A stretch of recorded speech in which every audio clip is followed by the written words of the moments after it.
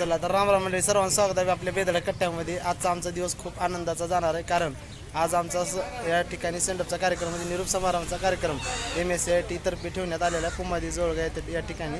तर तुम्ही जर पाहत असाल तर आमचे सकल विद्यार्थी या ठिकाणी अतिशय तयारी जोरात चष्मा तीन घालून नंबर 1 सुटाबुटामध्ये आलेले आहेत.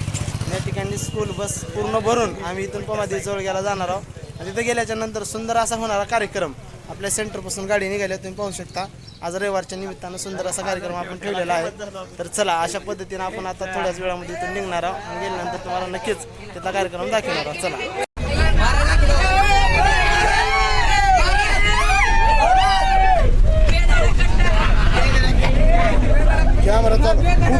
चला तर मंडळी, आता या ठिकाणी आम्ही पुमादेवी जोळग्याला इथं आलो. तुम्ही पाहू शकता सुंदर असं नियोजन या ठिकाणी चालू आहे कार्यक्रमाचं रूपरेषा. या ठिकाणी पाहू शकता तुम्ही सुंदर असं कार्यक्रम नियोजन चालू आहे. सकल आमचे लांब जाण्याचे विद्यार्थी घेऊन आम्ही आता इथं आलो. नंतर पुढचा कार्यक्रम बघण्यासारखा. चला. की माझं पोरग सावलीपासून शिकलं पाहिजे म्हणून आपल्या आई वडिलांना वाटतं की माझं पोरग सावलीपासून शिकलं पाहिजे, माझं पोरग उद्याचा अधिकारी झाला पाहिजे, असं त्यांना वाटतं. उन्हातल्या सगळे ते चटके करून आणि आपल्याला आपल्या आई वडिलांबद्दल कधी सहानुभूती वाटते का? आपण आपल्या आई वडिलांबद्दल सिरियस नाहीये. आपल्या आई वडिलांबद्दल कोणी बोलायला लागलं ना, आपण आपले बघतीच नाही, राहिलेले उरलेले सगळे दात दाखवतो. हा कसं मोठं शहाणपण आलं मला सांगत. आई वडिलांनी सगळं आयुष्य आपल्यासाठी व्यतीत केलं. आपली आई जेव्हा जन्म देते ना, तिचं नावच आहे बाळंतपण. अंतपण होऊ शकतो. इतक्या वेदना सहन करून जर आपण ती जन्म देत असेल आणि जन्मलेलं लेकरून जर पुढे असं वागत असेल तर तिला पश्चाताप वाटणार नाही का? मला वाटतं आपल्या आई वडिलांना आपल्याला पश्चाताप वाटला नाही, हा गर्व वाटला पाहिजे. मग असंच काहीतरी करून दाखवलं पाहिजे. म्हणून म्हणतो की नेहमी कमीत कमी ना ह्या जगामध्ये त्या 2 लोकांचा तरी आदर करा. मला माहित नाही दगडातला देव आपण कधी बघितला नाही, पण घराचे 2 देव आहेत ना, ज्यांनी आपल्यासाठी आपलं आयुष्य घालवलंय, तर त्या लोकांसाठी आपल्या मनामध्ये सन्मान नसेल ना, तर मला वाटतं ना आपण मनुष्य म्हणून जन्माला येऊन सुद्धा आपल्याला उपयोग होणार नाहीये.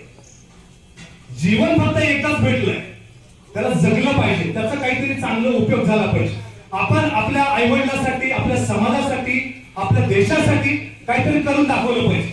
जर आपण आपल्यासाठी जगत असो ना, त्या जगण्याला अर्थ नाहीये मित्रांनो. मी तुम्हाला ही गोष्ट का सांगतोय, कारण तुम्ही आता माहिती आहे तुमचं आता जीवनाची सुरुवात आहे. तुम्ही आता बिगिनर आहात.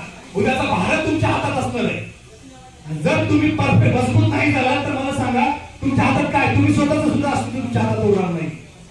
तर मला वाटतं की आपण आपल्या आई वडिलांचा, आपला स्वतःचा विचार करावा, आपल्या भविष्याचा विचार करावा आणि मग आपलं प्लॅनिंग करावं लागतं. आता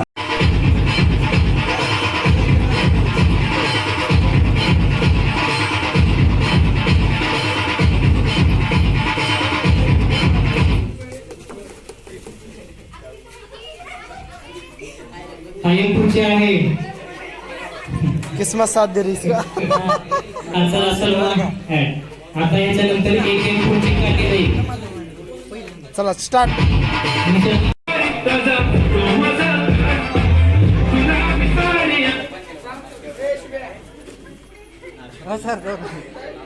दोघी एका खुर्चीवर बसून बघा.